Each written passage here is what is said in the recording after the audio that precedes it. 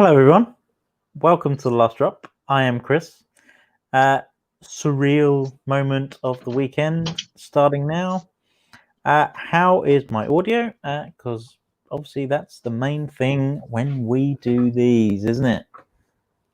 We do these things, and audio is always an issue. So if you could just give me a shout, preferably Lee J. How you doing, fella? Just to let me know that it is all good.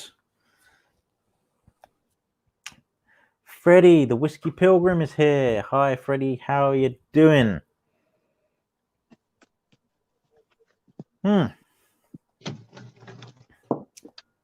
Cool. So, bit of an impromptu live stream today. Give a little shout out to a few people. Andrew has said he would be delighted to come on and chat with me for a while, which is really, really good. He's just it's 6 a.m. in Sydney at the moment, so bear with him. He's just getting up. He's getting some caffeine down him, so he'll join us in a mo. But yeah, here in the UK and the rest of Europe, it is the evening, isn't it? So that means it is dram time, Saturday night. What are you guys dramming? Give me a little shout out. I'm just finishing off here. I'm going to talk about bourbon tonight. So yeah, that'd be quite cool. Just finishing off starter for 10, which is Buffalo Trace. If you know me, Buffalo Trace is one of my favorite whiskeys. It is pretty much always on my shelf. Throughout my journey, it's probably the one whiskey that has stayed on there the most. So whenever a bottle has been depleted, I have bought another one because it is usually very, very good priced here in the UK. I normally get it for about £18 on Amazon, so that's pretty cool. But yeah, that's what I'm drinking. That's really good. So we got Lee J. He is sipping on a Wild Turkey 101, which is another cracking. I need another bottle of that. I finished it a few weeks ago, the bottle I had, because of, quarantine. We've got Paul Gibbs in. How you doing, Paul? How's it going? We got Greg from Greg's Whiskey Guide in. How are you doing, buddy? He stopped dramming earlier after a rum and some Japanese stuff. An improvised aperitif plan. Lovely. But yeah, just finishing off this Buffalo Trace. Uncomplicated loveliness, I always call it. Nice vanilla, dark brown sugars, just all round solid stuff. So, is my good buddy Andrew ready? If he's going to give me a thumbs up. He is. Are we ready for him? Let's clap him in, lads. No. Let's clap him in. Here he is. Hey. How's it going? Yay, the voice of Australian whiskey YouTube. It is Andrew from Prestige Liquids. Yeah, so I would have joined you 4 minutes ago, but I figured I better change my location so I don't go waking up everyone in the house. It's a good idea. He's now sitting under an antenna or a washing line. What do we reckon? Washing line. It's a lovely backdrop. It is. How are you doing, Andrew? Yeah, man, I'm good. How are you? And thank you for having me on. That's okay, no problem. Thanks for coming on. It's been a while since we've done a live together. Probably Whiskey Week Live, I would imagine. Yeah, man, I can't remember when was the last time. I know I came in quickly. I think a little while ago. I think it was about 2-3 weeks ago. I think. You had one where I only just came in quickly. Like I said, that was a like I guess a very impromptu thing. This one was a bit more semi-planned on my end anyway. But yeah, it's finally good to do another live stream. I've been wanting to do one for a while now, so that's good. Ah, cool. So, are you drinking whiskey, or you want to I cold will brew be. or something? I've just Will got a be. nice coffee going on at the moment. That's a good idea. But Very good idea. I've got the Maker's 46. Maker's 46, everyone. That's cool. I still haven't had that one. Yeah, I don't that's know. really good. It was on offer before lockdown occurred. Yep. Which, you know, I missed, because I think it came out for like £28 or something, if I remember correctly. Mm-hmm. Or might have been low 30s, I can't remember, but it was a pretty good price for 46, for the 46. Yeah, it is. It's a really good price, like considering that it's, I guess, not the standard Makers. Yeah. Normally once you start to go up. So I remember, what was that? Standard Makers is not bad. I quite Yeah, like that. no, I'll say the standard Makers is really nice, and it's cheap as well. And I guess considering that this is like the next one up, it's not 40% either. Yeah, it's really good. Yeah, 47. It's 47%. Lee Joe's saying a breakfast tipple, nice. Yeah, it's been a long time since I've had one of those. And everybody's saying hi. I mean, they haven't seen you for a while. Paul Gibbs saying hi. Yeah, so let's see if I can bring up Greg. the chat. Hi, Paul. Greg. Hi, Greg. How's it going, guys? Yeah. But yeah, cool. Right, in my glass, I've got. This is an Eagle Rare in my new Bimber glass. Oh, mate, what did you have to do to get that? I can't say that in front of my wife. I paid money, but that's not a lie. I paid money for it. Yeah. No, part of Wednesday just gone, there was the London Whisky Club. I'm sort of involved with them quite a bit. So I'm in their group, and it came up because of all their events are cancelled, obviously, with lockdown happening. They're putting on live tastings now. So Bimber was due to be Wednesday anyway. So a lot of people were going up. Well, a few people were going to London. I think Toby was going to head up there and so forth.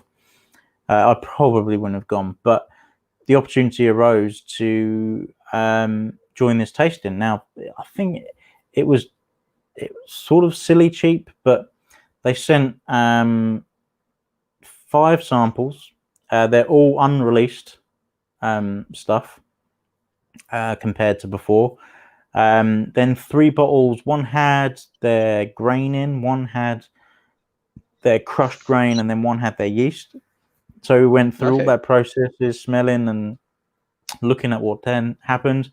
They sent through a cut-off of a barrel stave, a lump of peat as well. So that was cool. Was that tasty? No, it dried out a bit, but he said if you lit it, it would, like scorch the edge. The peat aroma would come off it quite a bit. I didn't do that because I was indoors. It's I might try it outside. But sorry, incense for the it's incense for the house. Yeah. Like Lefroy incense. But yeah, they some really nice stuff. It's sort of they gave us a new make, which I've tried before, and their new peated new make, which was really interesting. But we won't see any of the peated new make released for like another 3 years because they only just started it this year. And this is all for Bimber. Interesting. Yeah. Then Oloroso finished one, a lower proofed ex-bourbon barrel, which should come out at quite a cheaper price, which should be really interesting. Then a ex-sherry cask, which was like mind-blowing. It was cask strength, 60-something%, I think, or high 50s, and that was the knockout dram. And then a port finished one, but that wasn't ready as such. So I mean, they sent us through the story of how the port pipes they got and stuff like that, and it was really interesting. You know, Matt from on Twitter, you know, Matt the Dramble. If anybody listens to the Dramble, Matt works at Bimber, and yeah, really great storytelling. Luke, who's one of the main guys distilling and stuff there, was going through bits and pieces as well, and a really enjoyable sort of tasting event. It was really, really good. So I mean, you guys, like especially in the UK now, are getting like a lot of these like virtual like whiskey events and things like that now. How have they been going? Like, especially for the like what do they call it? Like when you guys have like the big whiskey meets, like the whiskey festivals and things like that. Like how are they going online? Yeah, I mean last week or the week before, there was the Tomatin one, which Roy hosted from Aquavite. Yeah. I don't know if you caught any of it. I was in bed. yeah. Oh, it went on for hours. It was it started at like 2 PM here and stuff. So yeah, it would have been 8 o'clock or something, but 10 o'clock. But it went on. Yeah, he went through different he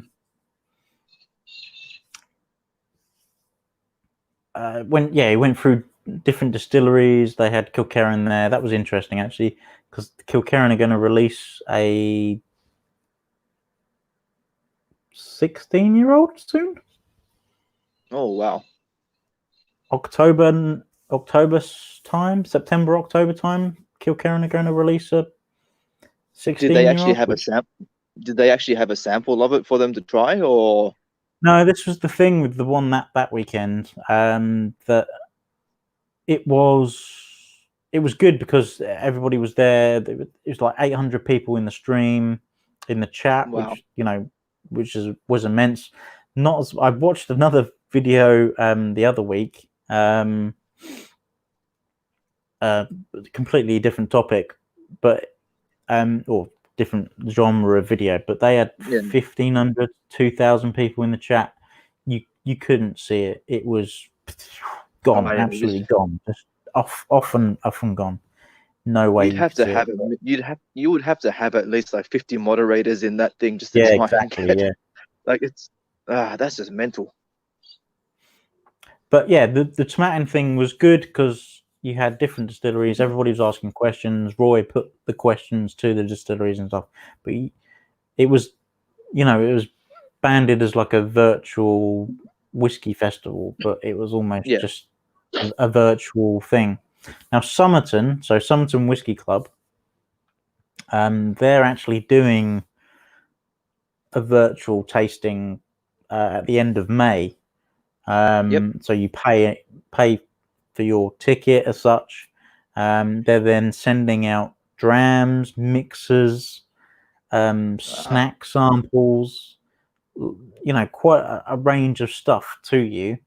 Then you're, joining this virtual day as such. So, I mean, that should be really interesting. Hopefully it works. I think that's what I've been. I was gonna say that's what I've been wondering to see how they would actually do it. Because I'm thinking if you're gonna have to pay money to be a part of these like live festivals and whatnot, how are they going to make it so that you are able to try things, or like what the interaction is like with the promoters and things like that? So that's a really good idea. Well, I think so it was just about before lockdown properly hit here in the UK.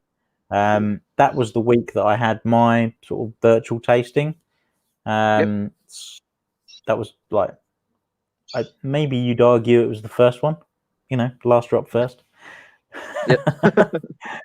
So I sent out all those samples of Mac. What Paul Gibbs got one, who's in the chat. He'll vouch for it. It was quite a good thing. I think it needed maybe more people to come in, so maybe have 2 or 3 people on the screen going through it as well. I think that's the feedback I got from the event. Yeah. But I think you need that element of interaction, and I think that was the only thing that I thought was missing from the Tomatin thing, is that yes, you could have got drams from Tomatin or Kilcarran or the other guys that were there, but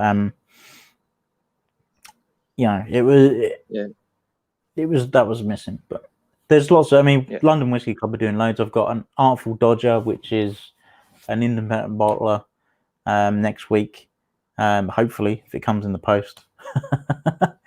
But yeah, there's lots going on. I got the next weekend cognac show, so obviously I'm a big cognac fan. Go and drink cognac, everyone.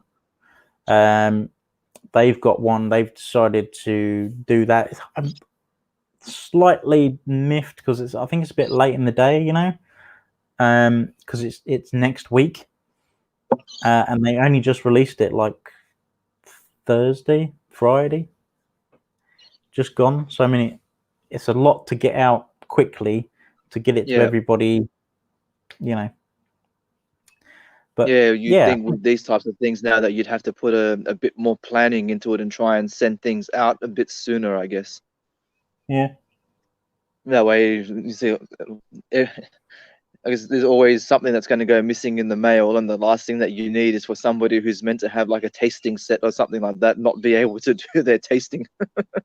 Well, that's it. That's the slightly worrying thing. I mean, with the cognac one, you're paying a bit for the postage. To be honest, you're paying like £4, which is a bit much. But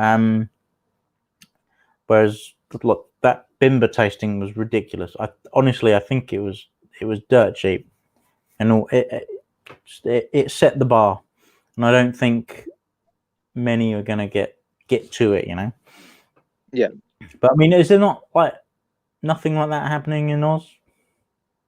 Mate, not that I really have been taking notice of. I mean, I can't remember when it is. Recently, I had seen an advertisement on Facebook. They were saying something about some whiskey festival, I think in Sydney somewhere. But I didn't really look too far into it because pretty much all these like events and things like that are pretty much all cancelled at the moment. So I didn't really see the point. There was one back in March that it was going to be like the first, I guess, like little like festival / market day thing that I was going to go to. And that's like I think they do it like say like once a month. It's like the Sydney Craft Spirit. It's called the Sydney Craft Spirits Market, where pretty much all the local like craft distilleries and whatnot, they can come along. They set up a store and showcase what spirits they've got, all things like ranging from like vodkas, whiskey, gin. And I was finally going to go and meet one of the distillers that had been sending me like samples to review and things like that. And then we just found out, it got cancelled. Yeah. So unfortunately, that particular distillery is probably about a 4 or 5 hour drive away from me at the moment. And I just haven't had the chance to go and see them yet. And I was going to go finally properly introduce myself at that market. And it got caught off. Got him. So I mean, how? Forgive me, everyone in the chat, but I mean, it's quite interesting to me. But I mean, how restricted are you over in Australia? I mean, here you're not allowed out unless you're going for exercise, and then you got to be local. And for us at the moment, I mean, for most like businesses, like non-essential things have been stopped. So pretty much like most retail stores are closed at the moment, with the exception of like grocery stores, pharmacies, or that kind of thing. Liquor stores have remained open for some reason, for some particular strange reason, they're considered an essential business.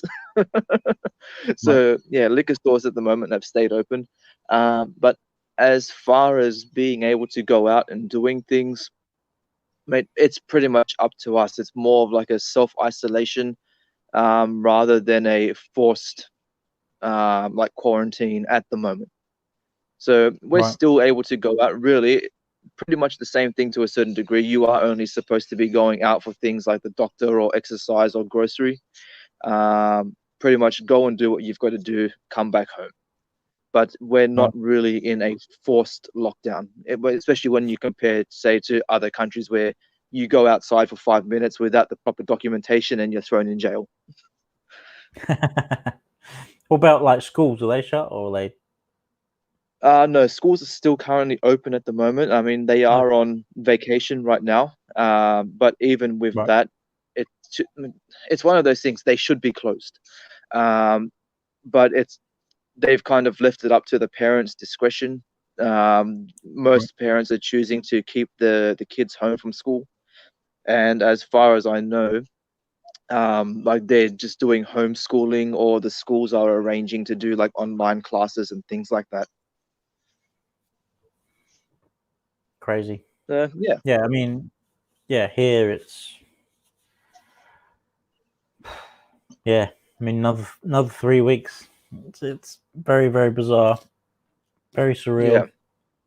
But yeah, I'm having to be a teacher. It's not me. Wife's laughing at me. My wife works for the NHS and she gets to go to work. Yeah. You gotta love those essential services, eh? Well, yeah, the ironic thing, she's in a non-essential essential service for the NHS. Yeah.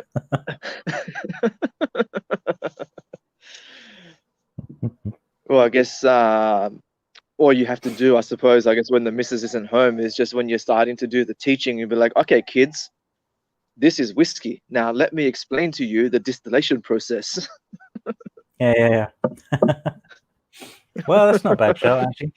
Here's some grains. Yeah, you can call it the last drop for kids. Yeah. If I have 2 grains and I have 2 more grains, yeah, how many grains how do much I have? whiskey? If I have this much ABV, how much angel share is released? Quite funny. Oh, I guess you've got to make it fun and educational, otherwise the kids are going to lose interest. Well, you can also, you can also show what will happen if the still explodes. Yeah, exactly. What to do in a crisis situation. You haven't seen it, but the guys in the chat would have seen my McMirror video of my stop motion, and I made up a set, which I got my son to make, basically. Yeah. So it was arts and crafts sort of teaching going on. He painted it all. We done all like signs and stuff like that, and he glued it all and taped it all and all that sort of thing. Just to make up this video, but it was it was good fun. You know, to mix the two was quite fun. So we'll see. Maybe he really does want to record me. He was we put in bed tonight and he was like, "Oh, I really wanted to film you, Daddy." So that was quite cool. Yeah, it's like, next time, my boy, next time. Yeah. Well, I was setting up to do the live stream, and so I've got my laptop going. I've got my camera here set up on a chair. You know, put all the stuff out. And he's like, "Oh, what are you doing? Can I do it now with you? Can I do it now?" So, but yeah, it's bedtime then. So. Yeah, go to bed. It's like the grown-ups need to speak now. Yeah. Whether he's asleep at the moment, I don't know. It's probably, I'd say he's probably got his ear to the wall. Yeah. Going, what's going on? Yeah. But yeah, like all the guys are saying that, Lee J, great video. Greg saying that, great animation video. So that was pretty cool. Definitely. Yeah, as I said, definitely have to get around to watching. It's one of those things where you would think that when you've unfortunately, even still, like at the moment, I just haven't had the time. There's been so many like videos that I've been meaning to catch up on. But even when it's funny, like even like when you're in like a self-isolation and things like that, and times like when you think, oh yeah, I've got plenty of time, you still find something to do. There's always something around the house that needs to get done, or or, Yeah, or whatever else there may be. But yeah. I yeah, mean, I'll definitely get around to watching it. yeah. I mean, I'd got I washed the drive the other day. So I took my son out.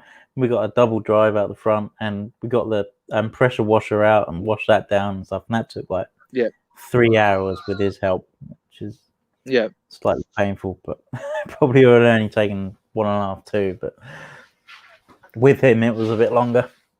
But that was good fun. Yeah. No, so it gives you something to do, and I guess it's some bonding time as well. So it's always good. Yeah.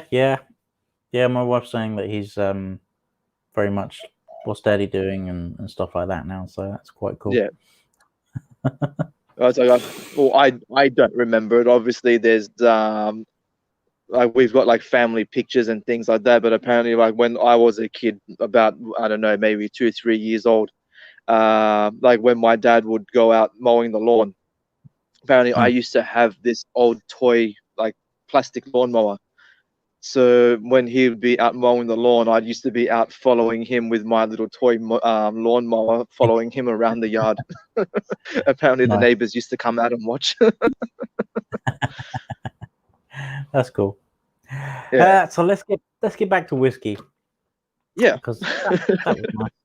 You know, but it's nice. I mean, it's interesting. Everybody, you know, I've seen other live streams and everybody's been very like hesitant to mention Corona and all that crap, but it's very relevant to our daily lives at the moment. So it's quite cool, and it kills a few minutes. It's one of those, you just can't avoid it. It's around everywhere. So it's it is what it is. But, yeah.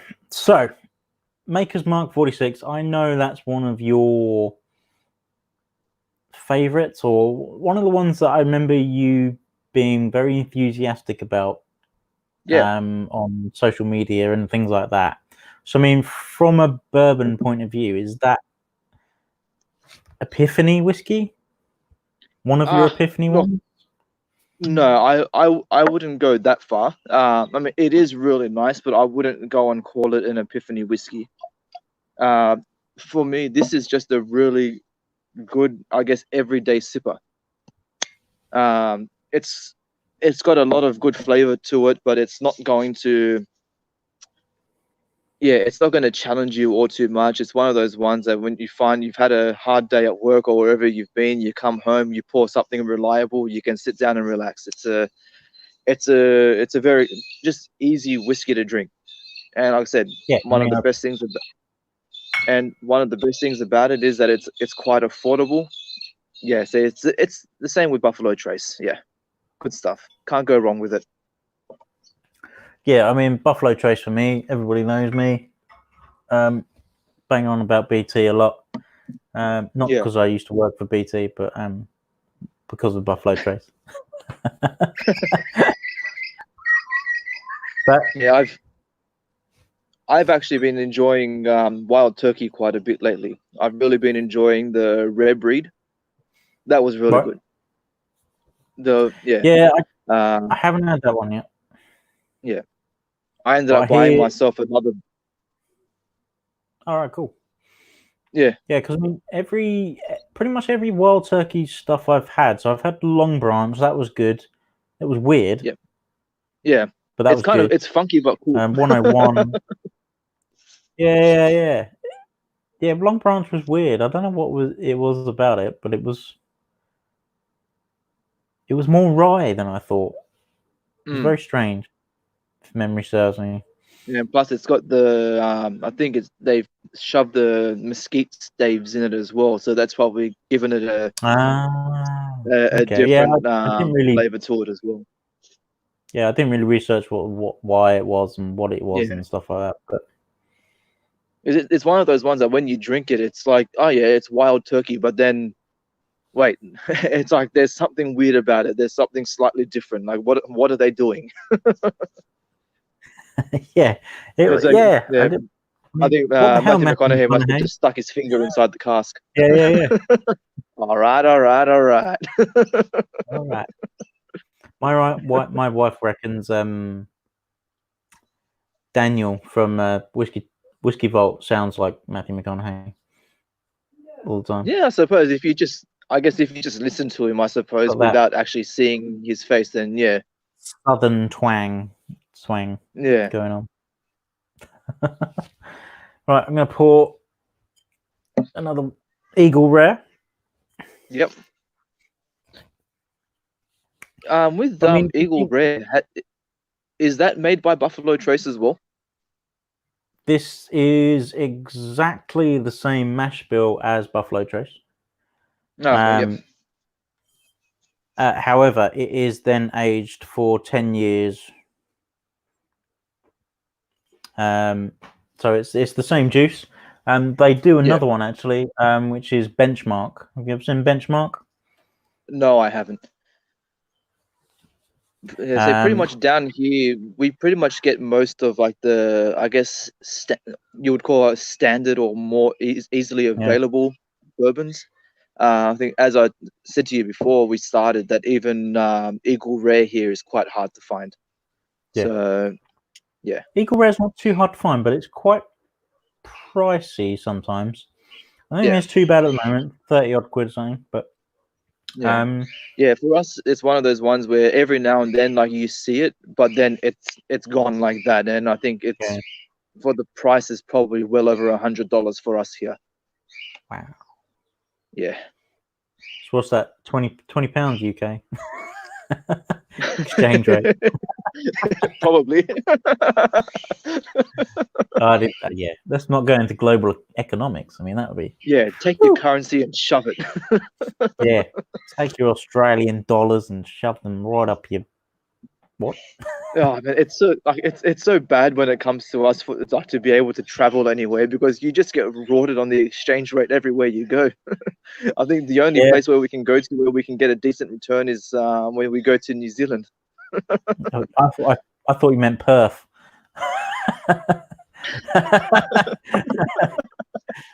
You know what? I think it's probably quicker to get to New Zealand than what it is to Perth. It's a big old country. Oh yeah. But yeah, Benchmark is the same juice again, so it's Buffalo Trace, but it's what's bourbon? Minimum 3 years, isn't it? Bourbon. Yeah, minimum 3. Yeah, so the Benchmark is bourbon doesn't 2? have an age. No, it doesn't have a minimum age requirement. No, it doesn't. Well, I think it's a year or 2 less than Buffalo Trace. Yeah. And then Eagle Rare is 10 years. So I think like Buffalo Trace is 4 or 5 years. I'm sure somebody in the chat will let us know. Yeah. Probably Greg. Yeah. It's Eagle Rare is 10 years. Buffalo Trace is like 4, and then Benchmark is like 2 years or something like that. But it's all the same juice in each one. So it's quite. Benchmark a new? Is that a new one, Benchmark, or has it been around for a while? No, it's been around for a while. I mean, it was actually the first Buffalo Trace product that I actually had. Was Benchmark because it was cheaper than Buffalo Trace. And then I think Buffalo Trace decided to really go at the UK market with Amazon. And like you can pick up like before Christmas, Black Friday deals before Christmas, you can pick up Buffalo Trace for £16 sometimes, which is insane. Which is that's really cheap. Which is probably in line with US prices, I would have thought. So yeah, I'm trying to think from memory here. I think we're probably paying about $50 for the bottle, which for buying whiskeys in Australia, that's pretty cheap. So that's about on par with things like say Johnny Walker Black, Jack Daniels, Old Number 7, like all that type of thing. Right. So how much is a bottle of JD in US? In Oz? JD here, you can pick it up on special for about $45, Really? 40 to 45. Yeah. So that's quite pricey, isn't it? So I mean, is that because I, they put so I think much duty considering on for it? what you guys can get it for, but yeah, for us it's cheap. No. So how does that compare to like the what was the stuff you were drinking?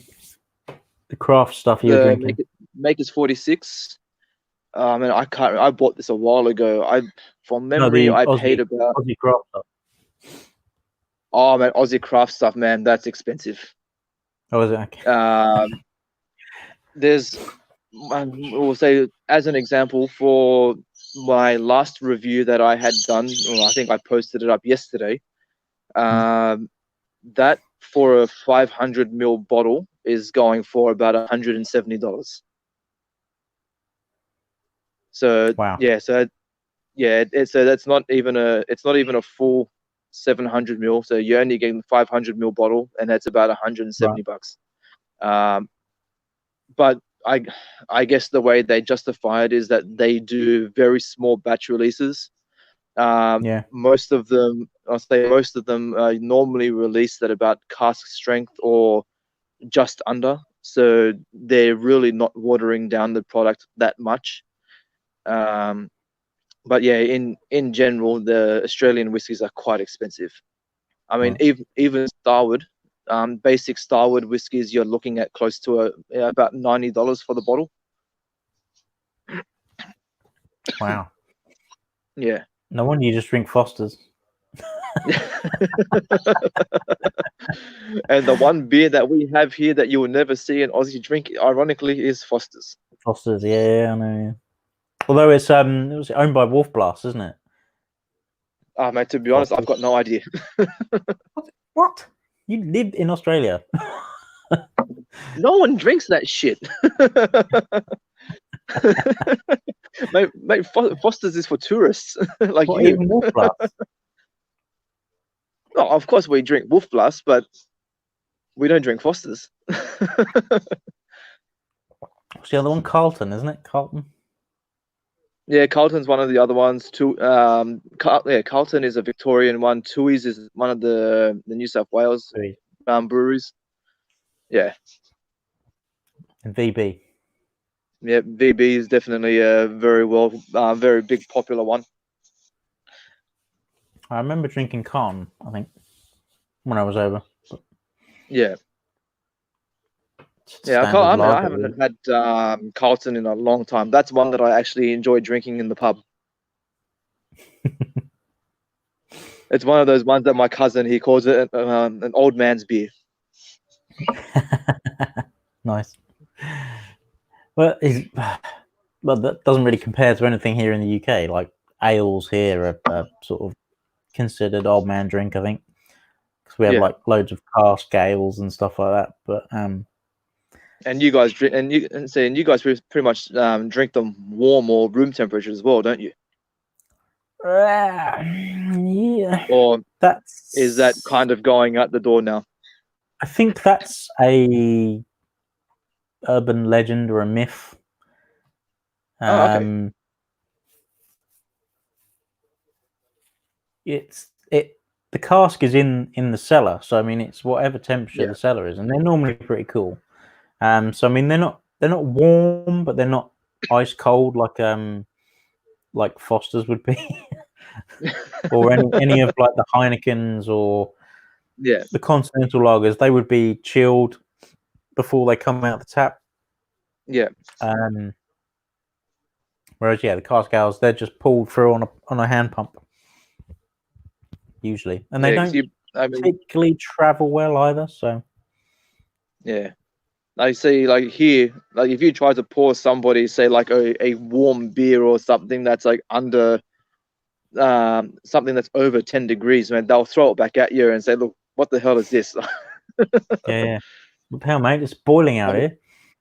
Yeah, especially when it's 40 degrees outside. The last thing that you want is something warm. Definitely. Although, yeah, people probably still drink coffee and stuff, don't they? Yeah, funnily enough, yeah, drink soup. Yeah. But I mean, you're hitting up autumn at the moment, aren't you? So I mean, it's We are, yeah. getting cooler. Which, like, funnily enough, like at the moment, it's probably about 15 degrees out here at the moment. But just having like the whiskey in the glass at the moment, it feels like it's been in the freezer. I haven't even had to put an ice cube in there. It's so chilled at the moment. It's going down so smooth. Nice. At 6 a.m. in the morning. Plus, Mate, relax. It's 6:41. Come on. Who's flying a plane at this time in the morning out? Oh man, they haven't heard about isolation yet. Yeah, that's incredibly rude. Yeah, I know, man. Can you keep it down, you bastard?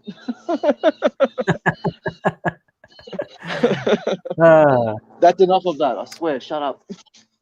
Greg's asking if you see the chat. I bring it up every now and then. He's asking, do you like Cascade Brewery beers? They're using their malt. I've never really had a Cascade beer. I know they are a Tasmanian brewery, but it's not. Cascade's not really one of the ones that we see around here in New South Wales. I mean, you can buy it, but it's easily overlooked. Cool. I think Cooper's is another one. I think they're based in Sydney. But they do like a lot of their own, I guess, like more natural styles where it's like all like no preservatives and all that kind of stuff. Even to the point like when you buy the bottle, you're still going to get sediment in the bottle, so you got to be careful that you don't like chug it back too quickly, because otherwise you will get like the sediment in the bottom. It's not real beer unless you have to chew it. Yeah. It's like Guinness. Yeah, exactly. Yeah. Well, that's an odd one as well, isn't it? How that travels, but yeah. So I mean, Maker's 46 wasn't an epiphany. What did you have an epiphany bourbon or? I'm trying to think. I probably I think probably one of the ones that I've enjoyed the most at the moment. I still haven't really tried a lot of bourbon as such. What was that Greg saying about Armenian coffee? Like Armenian coffee. Yeah, right? exactly. Yeah, exactly. Gotta chew it. Yeah. Oh man, I don't know if you've ever had like any of those like Middle Eastern or like Mediterranean style coffees. You get all the sludge down the bottom of the cup, and when you start getting down towards the bottom, you've got to start drinking slower and slower and slower to make sure that you don't start getting all the all the coffee sludge. Man, you drink that stuff and you're dead. It's so bad. Oh, it's horrible. Bitter, I'd imagine. But yeah, going back to, I guess, with the bourbons, I think the one that I probably have enjoyed the most that I've tried at the moment would be the rare breed Wild Turkey. But the one that really, I guess, opened me up to bourbon was more. There's this distillery in New York. They're called the Van Brunt Stillhouse. I think they're based in Brooklyn, and I think my cousin actually lives like a block away from them. So she lives walking distance away from this distillery. And I think it was about 2 years ago, she came back for Christmas and she bought me this bottle. And the freaking thing, the bloody cork popped off in the car, and I was left with, say, that much. From a full bottle, I had probably about that much left in the bottle, just enough to try the damn thing. Sad but time, yeah, oh man, she felt so bad. She probably I was like, what? It's just one of those things. What can you do, man? It's just, Um, It but yeah, happens. that was probably the one bourbon that opened me up to enjoying bourbon, because before that I was thinking, yeah, bourbon is crap, I can't stand it, it all tastes the same. Um, but yeah, trying that one, yeah, really opened up my mind, I suppose, to trying different types of bourbons and being able to enjoy them more.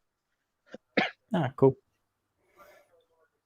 So yeah, if That's good. anybody is in the chat and they're ever in New York, look out for the Van Brunt Stillhouse. They're really good. I think they've got their bourbon, American whiskey, and I think they should have a rye as well.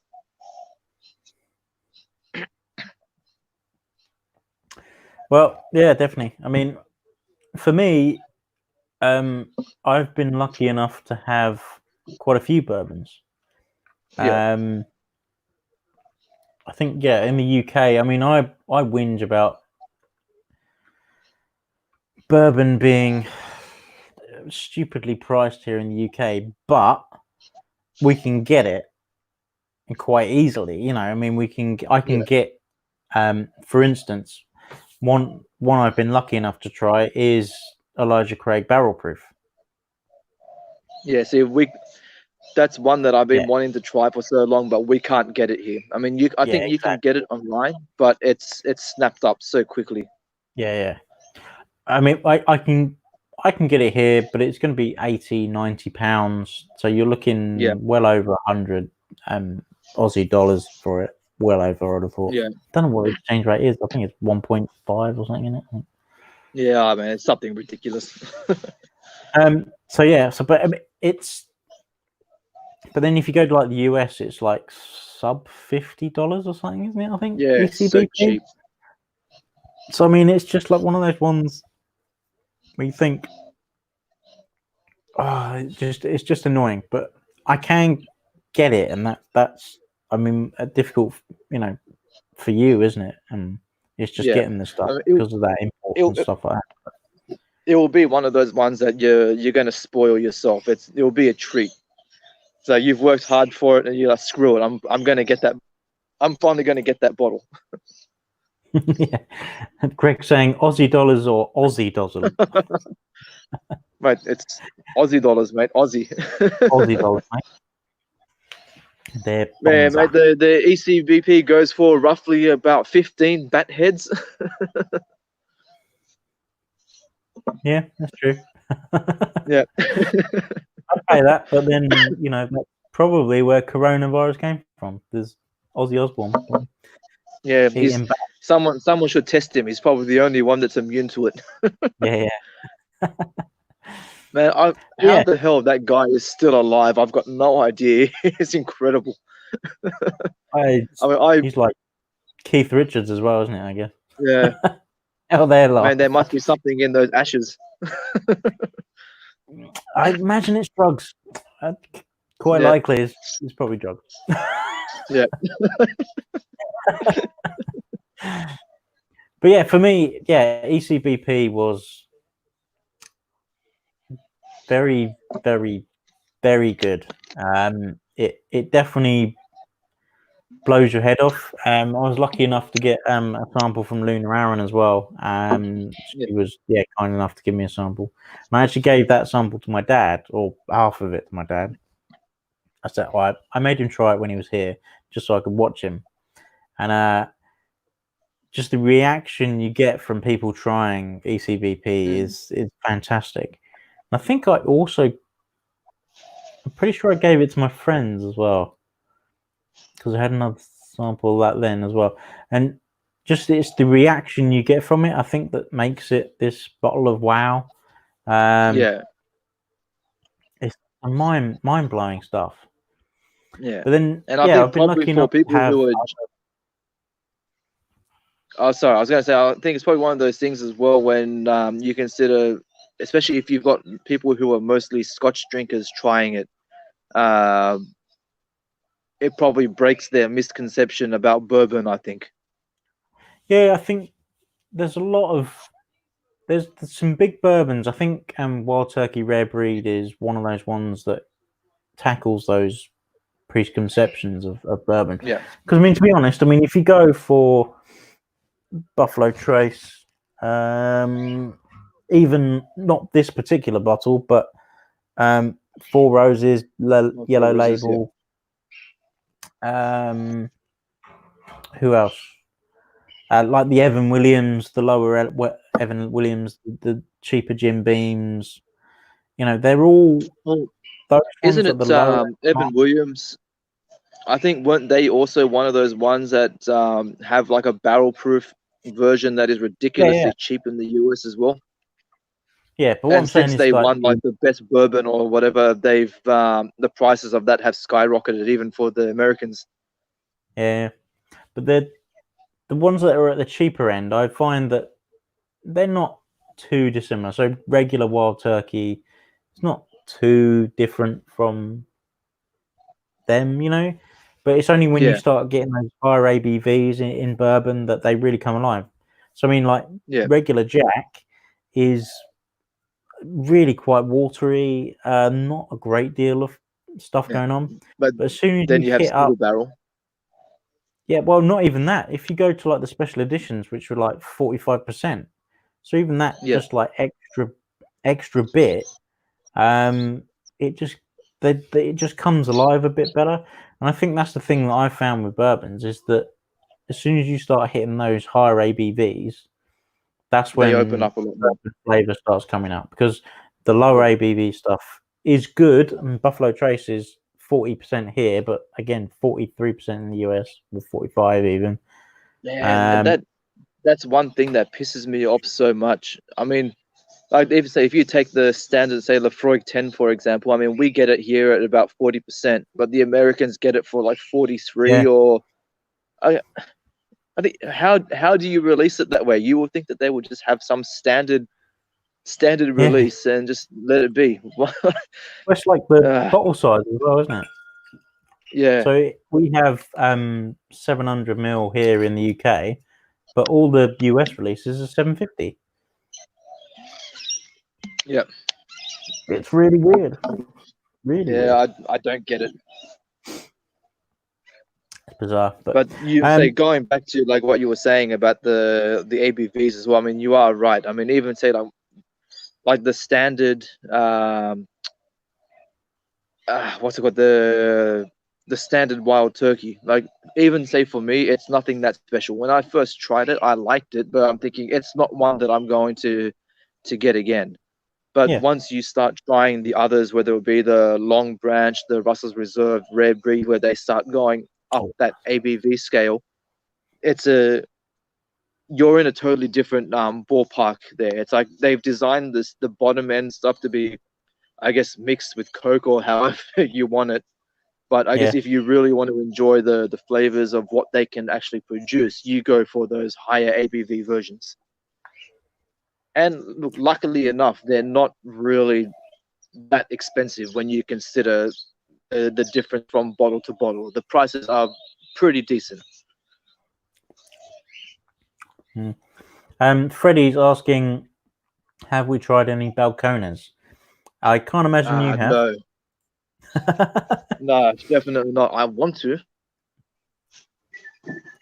I had groin shot, nice.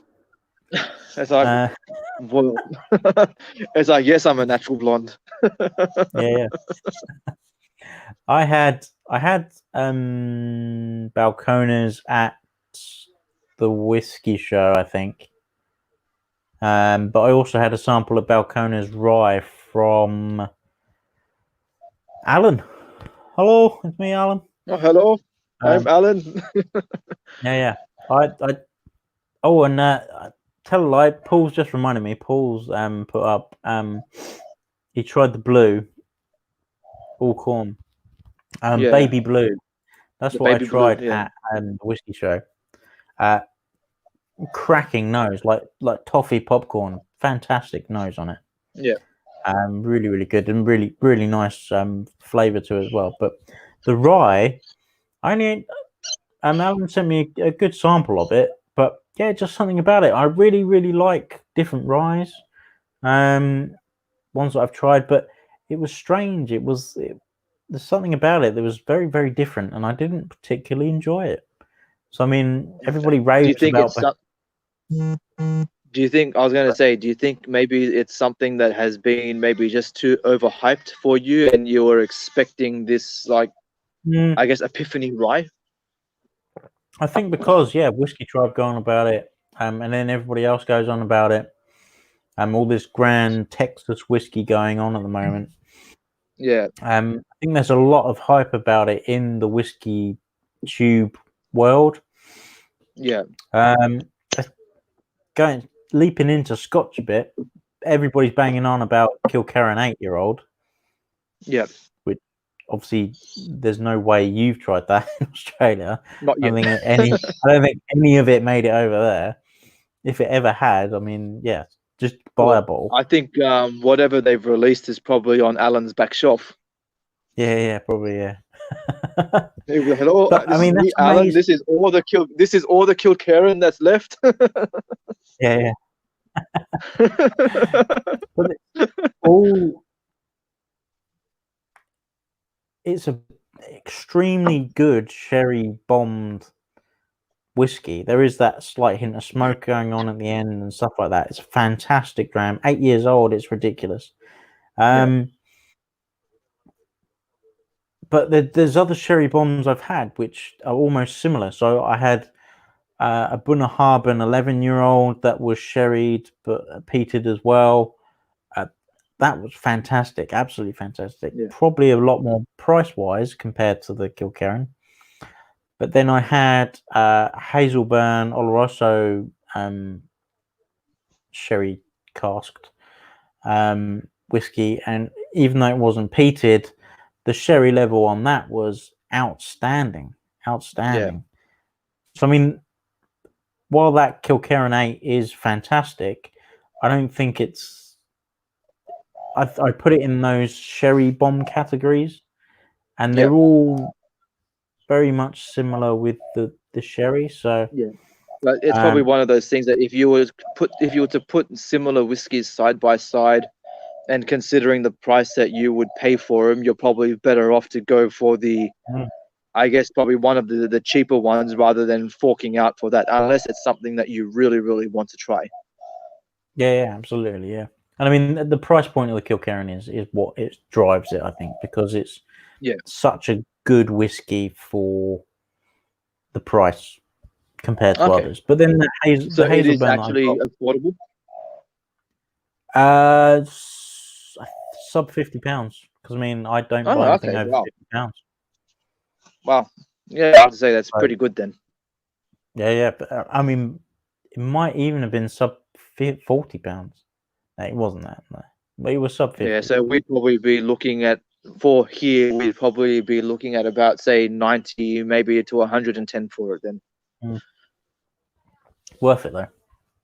Yeah. Oh, look, I bought the Kilkerran 12.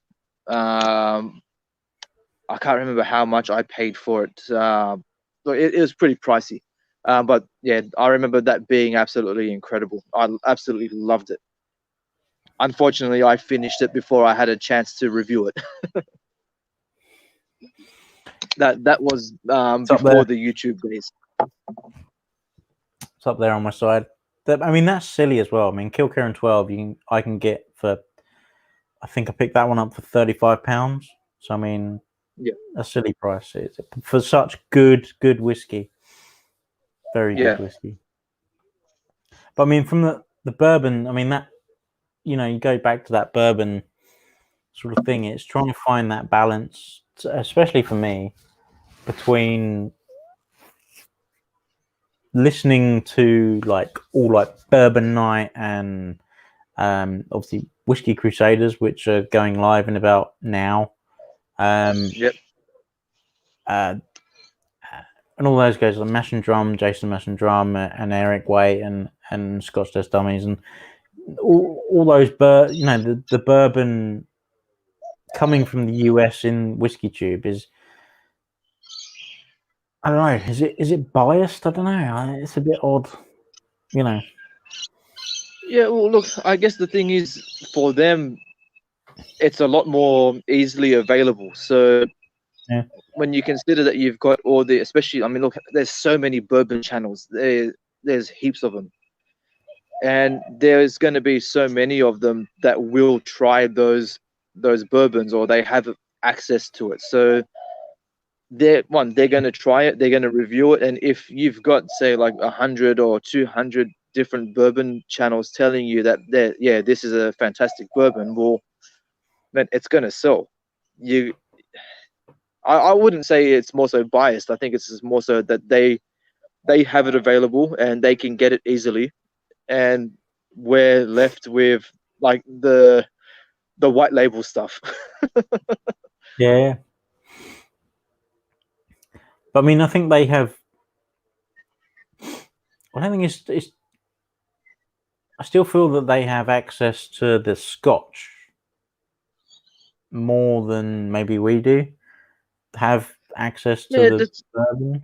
I don't know. look, I I think it's know quite for pricey us, Scotch over for us here, that's probably definitely the case. I mean, we still get a very, even say for us here, like we get a pretty decent range of whiskies, and then obviously more so a Scotch.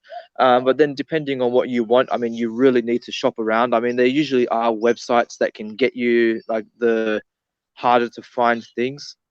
But I've found that, say, like even like from when I've traveled, especially like when I was in Japan back in September, like you go to liquor stores there and you look at their Scotch range, I mean, and they've got things that we can't even get here. there. Right. Do And you reckon it's that's some of market? them are, I guess, like hard to find things, or just, or even other distilleries that you just haven't heard of before. Do you think that's the So market or yeah, the it's hard to say. Japanese I whiskey mean, look, market? it probably is.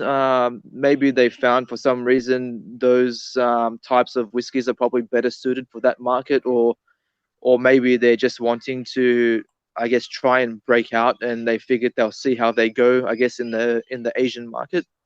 But yeah, Sure. and prices as Whiskey well. wins in the house. Ah, Hey, how's it going? yeah. Yeah, I mean, it's do you crazy. get like Like the? he, sorry. Sorry, no, go. Oh, I was going to say, like, even like when you consider the prices of things, I mean, you take Lefroy 10, for a decent price, you can pick it up for about $85 here. Over there in one of the liquor stores in Kyoto that I found it, that was going for about, I think, what was it, about 30 or 40,000 yen, which is pretty much like, say, $30 to $40. Right. It's less than half the price of what we pay for it here. And that would go the same for bourbons and things like that. Wow. So I mean, what? So I mean, my mate lives in Sydney, over in Rouse Hill. Do you know Rouse Hill? Yep. Yep. Yeah, where is it the Fiddler? I want to say the big. Yeah, I remember you were telling me you had been there. Yeah. Now we got Whiskey Straight. Big Al's in the house. Whoop, Oh, whoop. Al's in the house. Thought you were going to come on, Al, but maybe. More than welcome. But yeah, I mean, he pops over to Bali quite a lot. I mean, do you like consider going up to Japan like a lot to just buy whiskey and back again? Is that a Mate, financially viable thing? if I could afford to go more often, and I would, and I'd be traveling back and forth. But unfortunately, I don't have the I don't have the Yeah, funds to do that. But for me, say, going to Japan as well, it's not more so as well just going to be able to buy cheap whiskey. I just love the culture of the place as well. I just want to explore the whole country. But being able to have affordable and different whiskies to find is definitely it's definitely an advantage. And I think we're also, the better thing as well is that we're also able to bring back, I think, was it almost I think was it just over 1.5 liters per person you're able to Right. bring back. So I mean, comparing that to say going over to America, which from memory I think you're limited to about a liter. You can't really bring that much back.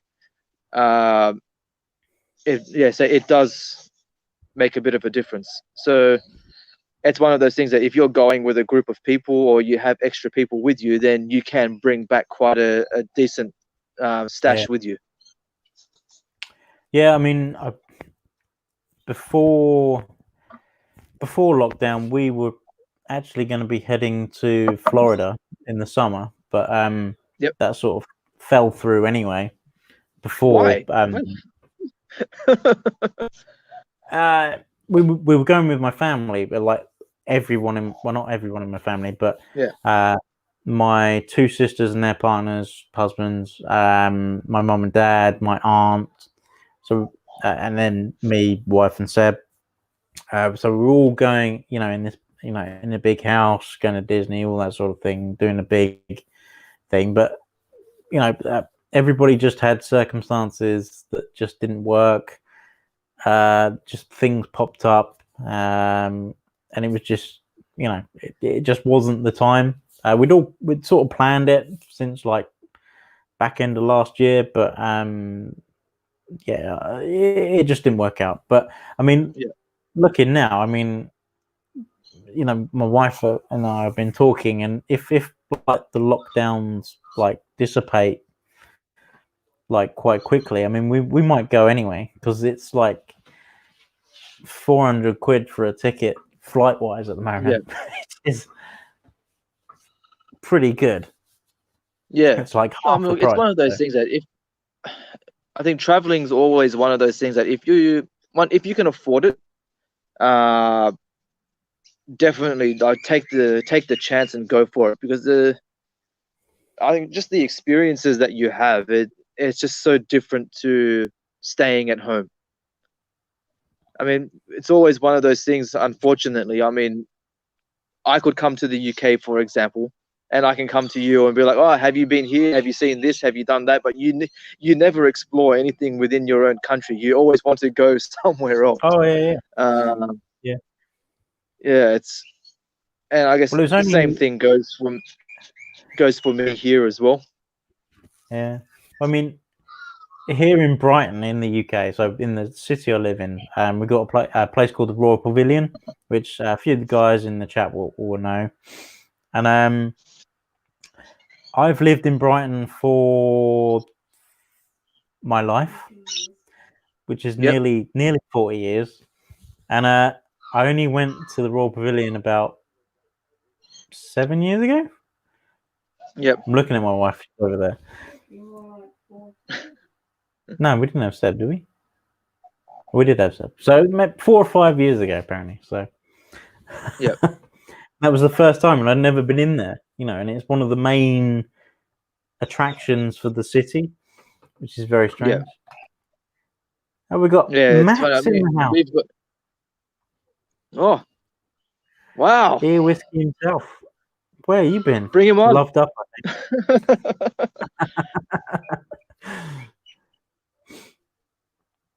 But yeah, I get your point. I want travel everywhere apart from Japan. Is one of my. I don't know why I haven't been to Japan. It's one of those odd ones. But... Yeah, look, really I'm in love with the place. I could just sit here and like talk your head off about it. But at the same time, if you do go, especially for buying whiskey, don't expect all the Japanese whiskey to be cheap either. You'll probably find that even things like your basic. Shut up. Got the cockatoo sitting right next to me. But yeah, even if you consider things like the Yamazakis and things like that, I mean, those are expensive over there. We're having a look at the prices for things like that. You're paying about the same prices as you would here for like age statement Yamazaki and Hakushu and things like that. But all the lesser known. I'll say all the lesser known ones you can still get for a very decent price. Yeah, I think they really screwed up their stocks, didn't they? That was Oh yeah, very but strange. you just don't know how the market's going to go. Unfortunately, they hit a slump and they cut back, and then that's how it goes. Yeah. When they'll bounce back.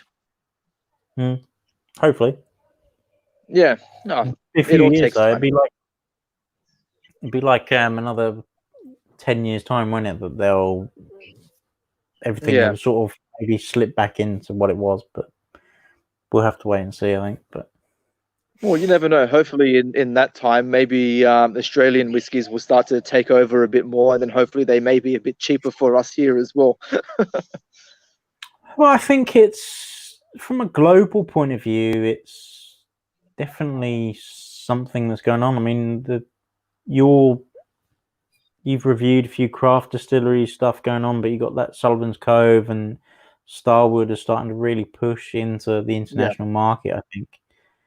And I think and you then look at like English whiskey, so Bimber, obviously, are coming out. yeah, They're only a I small think craft distillery, but that's they're probably the one producing. advantage, I guess, when some of the bigger giants, I think, start to uh, crash down a bit to a certain degree. It does give a bit of a chance for some of the newer, unknown distilleries to start to make a name for themselves as well. I think Since they're going to be really focusing on their production. yeah, I think it's sort of a buyer's market as well. I mean, especially for us who are very much involved in the whiskey community and everything like that, looking for quality, and that's what I think the main thing is. I mean, you can have your Johnny Walker 12s, blacks, and the 15s, and Glenfiddich, and all those, Jameson, all those standard things. But I think Yeah, a lot of people are now looking for quality, and it comes like with everything. So people in Australia are looking for probably quality cheese, things like that. Always yeah, looking for the quality at a good yeah, price. And I think like people like Bimber are coming out, and I think in quite a few years' time, if they start upping their ability to their numbers, it'd be quite good. And you look at like all these new distilleries coming in Scotland as well, Killoman and Ardenhoe. It's quite new, nothing released yet. There's a couple more in Glasgow, I think, themselves yeah. that are Well, building that's a up. one that I'll be curious to try. And I don't know if I'll be able to get it here, but apparently there has been this other distillery that's opened up on the Isle of Skye. So Talisker won't be able to claim that they're the only distillery Yeah, on Skye anymore. Can you imagine like all those old is labels that now will actually Rassay? be worth something? Sorry? Is that Rassay, or is that on the Isle of Rassay? There's a Rassay distillery which is coming up. No, I think it started. The name of the other one started with a T. I can't remember the name of it. I was trying to follow them for a little while, but now I've fallen behind. But there's definitely so many distilleries opening up. I mean, not just in say Scotland, but everywhere. There's so many. Greg's saying, I've got bottles in hand, not mouse in hand. There's mouse. I think the Bicky, Torabhag, Torabag, that's it. Torabag. That sounds Yeah, see, reasonably pronounced. when in doubt, we should have just been asking Greg. I So, don't know Greg, why I what's the went next Australian distillery that's going to be opening up?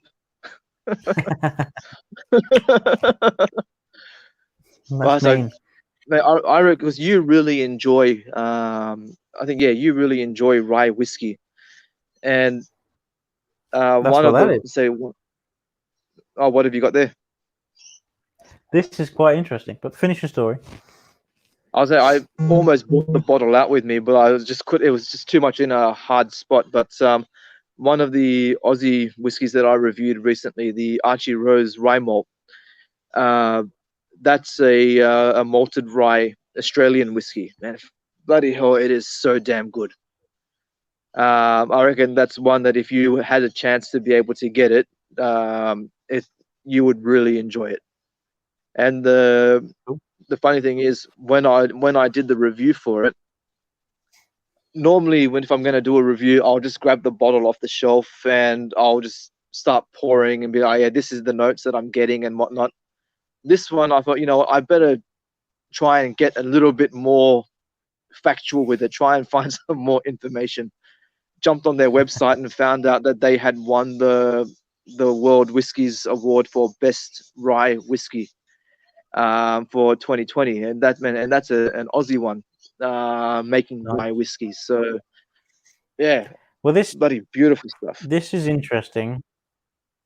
I say Matt's wrong one. Matt got Rittenhouse Rye bottled in bond for about £20. He's saying he's got to love small shops that don't know what they're doing. That's a bargain for Rittenhouse Rye. I've had that's a good rye as well. Really nice rye. Take advantage 100%. Of these people. Yeah, definitely. Very, very, very good bar. That round of applause for Matt for finding that. Yay! Woo! This was a Christmas present. This is Boutique Rye Company. So Boutique whiskey and I know of them. Yeah. Yeah. They have a thing for 50ml bottles. Everything comes in a 50ml bottle. But this can't even be called whiskey, or it's not even called whiskey. It's called Rye Spirit. Okay. And it's 11 months old. Wow. So it's 11 months. That's the color of it. Man, that's 11 months. That's deep. It is absolutely insane. It's 49.9%. Might say 50. I mean, Jesus Christ. Yeah. But it's from Distillery 291, which is in Colorado. I think Colorado's not too hot, but it's not too cold. So I don't know where their barrels sit. But I have a feeling that, because I know so much about American geography, but I think Colorado, they get both extremes. I think they get the heat and the cold. Yeah. I think, well, a lot do, I think, but yeah. Well, it's like in Texas as well. I mean, they get the really hot summers, but I think they get quite cold winters as well. Yeah. That's why I think probably for a lot of the Australian stuff as well is probably a lot more similar to, I guess, like the middle American style whiskies as well, because we get all those temperature fluctuations as well. Oh, it's so good, mate. Yeah, it looks good. It was a Christmas present, and I've not got a lot left. But whenever I do go to it, it's such a nice. You got a spice to it, which you do with the rye. That mintiness that you get from the rye as well, coupled with that sort of semi-high ABV. I mean, that's not that high for. Yeah. Look, mate, and anything around the 48, 49 range for me is always a good sweet spot. Greg's saying about that animal. Yeah, I just saw it now. Unfortunately, it's come to that time of the morning where I guess all the birds are waking up and feeding. So that's a spider, Greg. That's what a spider's noise makes in Australia. The spiders, yeah. Spiders, yeah, they make that noise. It's like here's the pet snake down here. Shut up.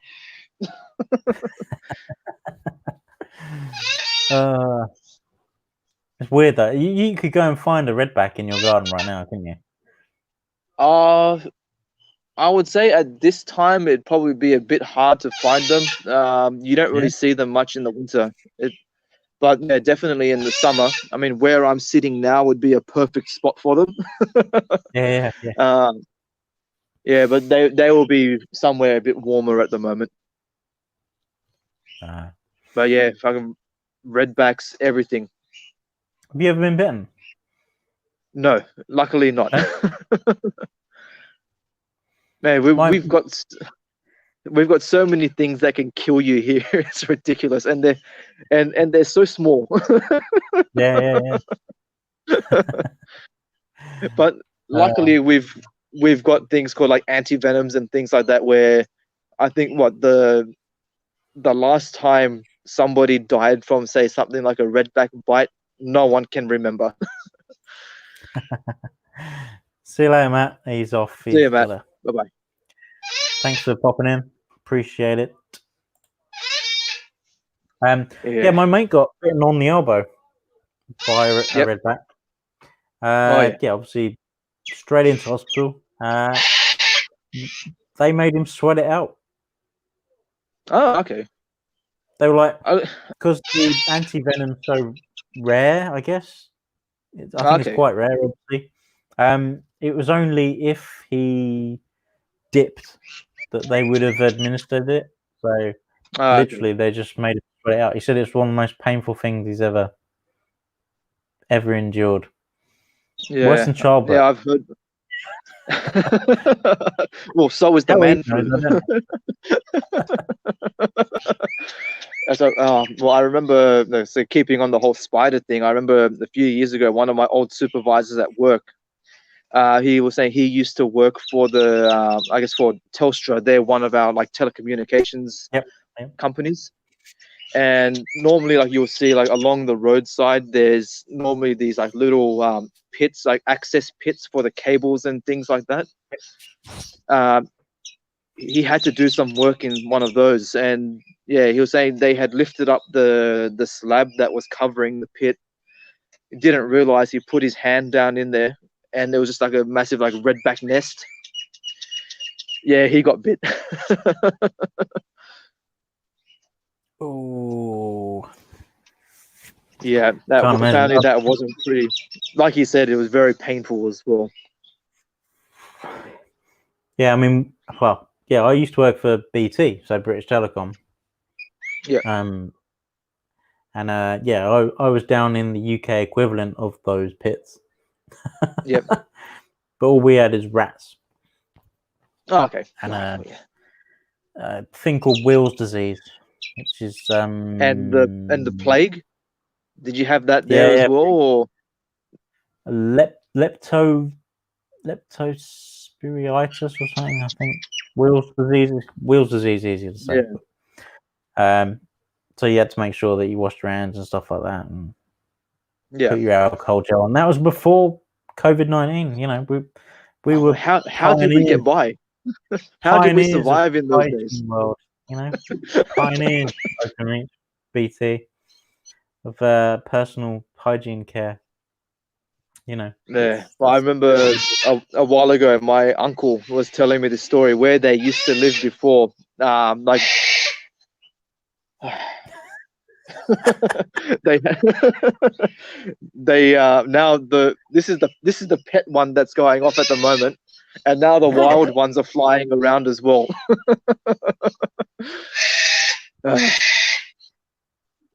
You done? I was loving it. What else going on?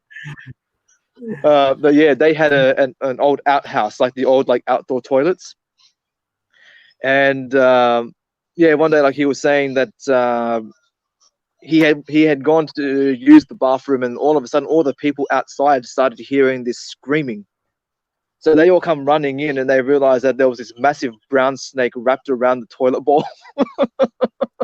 Wow. Apparently my grandfather like just ran in, grabbed my uncle off the toilet, threw him out, got the shovel, and went at the snake. So, moral of the story: watch where you shit, especially in Australia. It definitely in Australia, yeah. Yeah. I mean, Such good, yeah, great times over there. Oh yeah. In fact, it must have been, yeah, because we were there for my birthday, so next month there would be our Australia visiting anniversary. 8 years ago? How long? 9 years ago? 8. Okay, yeah. Not much has changed. It's still pretty much the same. I doubt that, to be honest. I mean, places change. You don't notice that they change, but they do. Yeah, I guess.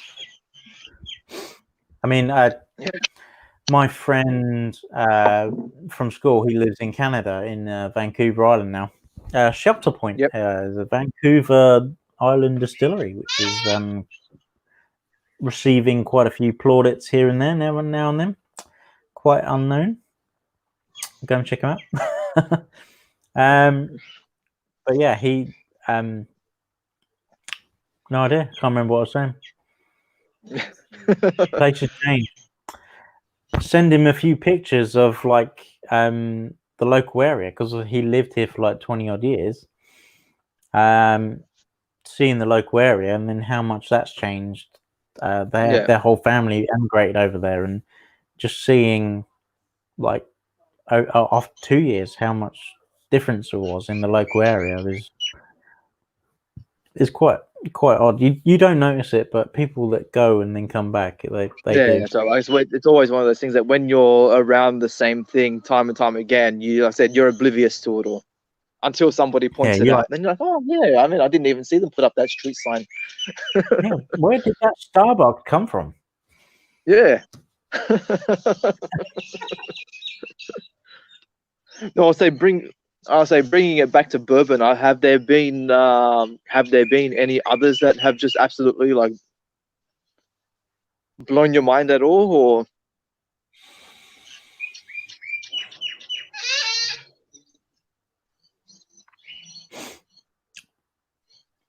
The Jack Daniel's single barrel proof. Okay, yep. I think I've only tried the standard like single barrel, but that was really good. And you think, Jack Daniel's, why don't you sell that more? Yeah. you'd make loads more money because it's so much better. But then I think probably what doesn't help as well, people always have. Oh, I guess for a lot of people anyway, they always seem to have such a bad experience with the standard old number 7. Especially, I guess, for when it comes to the point when you're actually legally allowed to start drinking, everybody seems to get absolutely hammered on it, and they never want to touch it again. I mean, here in the UK, everybody's whiskey/bourbon experience starts with a JD and Coke, I think. Yeah, it's same thing here. It's that thing, isn't it? It's either JD or Johnny Black. Yeah. What, Johnny Black and Coke? Really? Yeah. Okay. It's very, so we'll say at least down here as well, it's very popular. Usually the main mixes that people will go for will either be a Johnny Black or JD and Coke. Oh, cool. Yeah, I mean JD and Coke is yeah, you go out anyway. I mean, my mates were drinking it. I used to drink Southern Comfort lemonade. Oh, Southern Comfort. No. Yeah. That's Southern Comfort is one of the reasons why I could not get into bourbon. Until recently, I found out that Southern Comfort is not actually a bourbon, but I always used to think that it was. But oh man, that's horrid stuff. It's so sweet. It's ridiculous. I know. But it's like drinking sugar syrup. But yeah, I had lemonade, and we have sweets, so candy called refreshers here in the UK, and it just tastes like that when you mix it with lemonade. Okay. It was, yeah, it's not bad, but I wouldn't drink it now. I probably would just to reminisce. Yeah, I just remember the first time that I actually tried Southern Comfort. Oh, horrible! It's cringeworthy. Well, Freddie, thank you for joining me. See you later, Fred. Bye bye.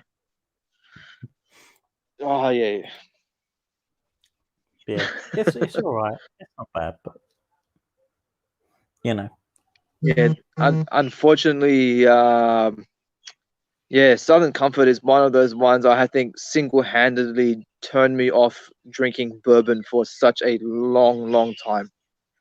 That's always what I associated it with.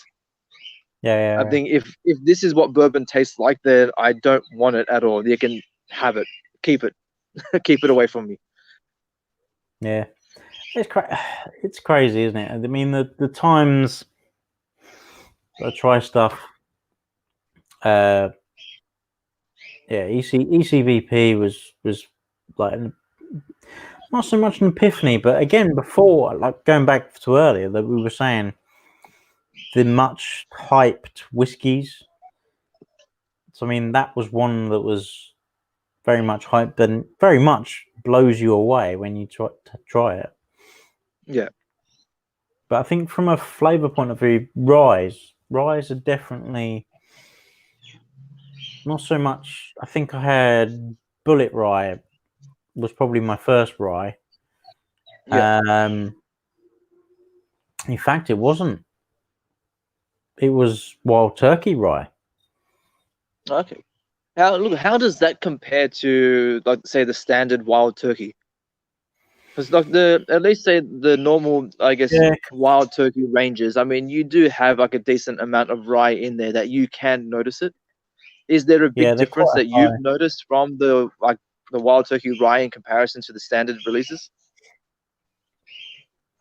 Yeah, it's more spicy. There's definitely more spicy thing going on. Yeah. It's not as much as like Bullet Rye where it's 95% Yeah. rye, or even like the 100% rye stuff. But I keep doing this, but I shaved it off. It's like I always it'll used come to back. twiddle that. All right, soon you can just start doing this. Yeah. Yeah, it's a bit weird, but yeah, the water, it was definitely spicier. Although, yeah, like you say, Wild Turkey is quite a high rye bourbon anyway. Yeah. But I think ryes for me were more of an epiphany of bourbons because I think I really enjoy that spicy mintiness and so forth that comes from it, and I think And do you that's think more of that's an probably more so as well because they are quite different from standard bourbon? yeah.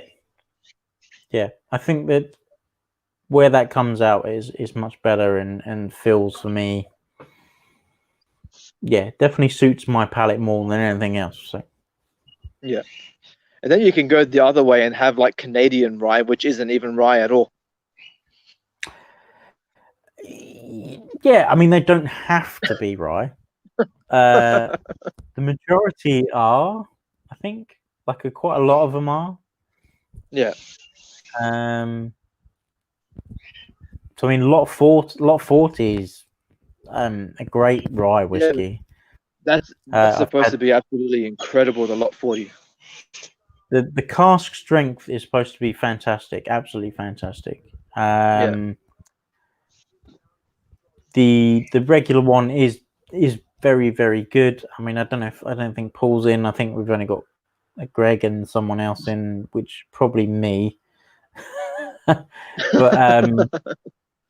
in the chat, but yeah, the Lot 40 is very very good. But then you look at like JP Wiser's, all the stuff that Dr. Don is doing at Corby Distillery. Yep. They're doing really really nice stuff, really good stuff.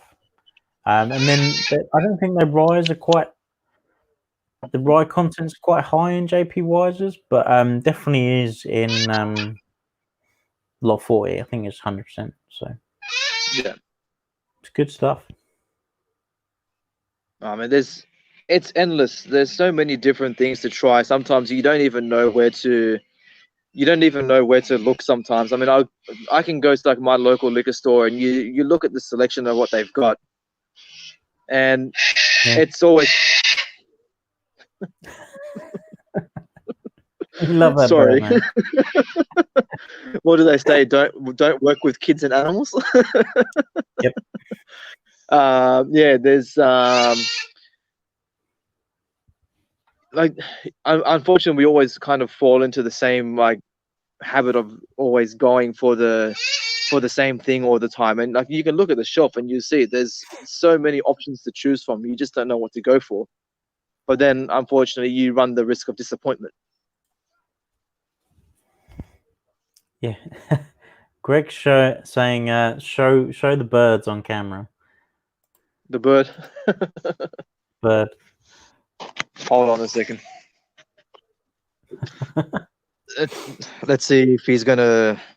Let's see, camera flip. Flip. There he is. There you go.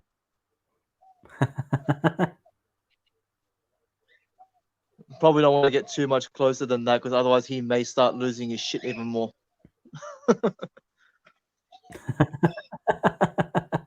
Hilarious. Cool. Well, there we go. There was the bird. Everybody's talking about the bird. The bird, bird, the bird is the word. Bird is the word. Wife just so that's clearly time, isn't it? Well, yeah, brilliant. Should we call it a day? You're beginning of your why day. not?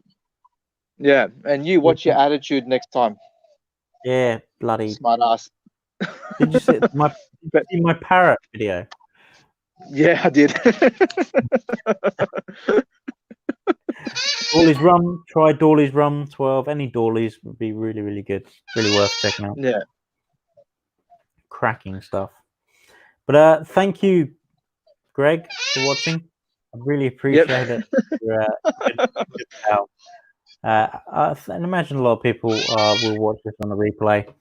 Thank you, Andrew. Really appreciate you chatting. Good fun, actually. It's been a while since we chatted, so that was good. Also, when you put the call out, well, for me it was yesterday.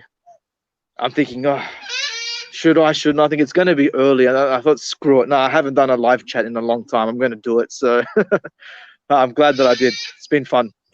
I've missed it. Cool. I'll put it out there. I'll try and get everybody to watch it as well, because I think it was a good chat, and we discussed some topics. I think everybody now. Once this is over, I'm gonna go over to the Whiskey Crusaders chat and ask everybody in there, why weren't you watching us for an hour beforehand? Yeah, I know. I think it's pretty rude, don't you think? I mean, there was a perfectly good option that they had to watch, and yet they'd rather be doing something else. It's unbelievable. I know what it is. Your mistake was saying that I was going to be featuring on the show. That's probably where Anthony is. Yeah, I'd say he's probably watching someone else. Yeah. But thanks, Greg. Cheers, buddy. Hope you enjoyed the chat. It was good fun. Yep. Let's point at that camera, bro. That's the last drop. And that's the last drop.